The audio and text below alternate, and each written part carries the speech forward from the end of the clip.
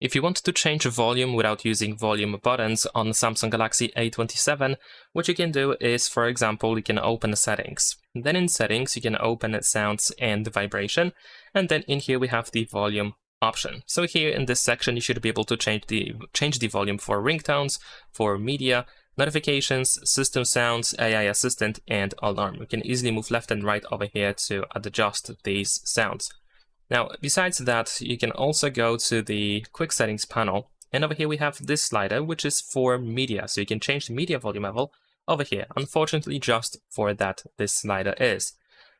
And last but not least, we can go back to settings, but this time we want to find accessibility. There we go. Once you open accessibility, then in here we need to go to the interaction and dexterity, and then you want to enable the assistant menu. Once you enable the assistant menu, you want to tap on this button, and over here we have the volume button, and you can adjust the volume for media over here. You can also tap on media to change the ringtone, and you can adjust it quite easily as well.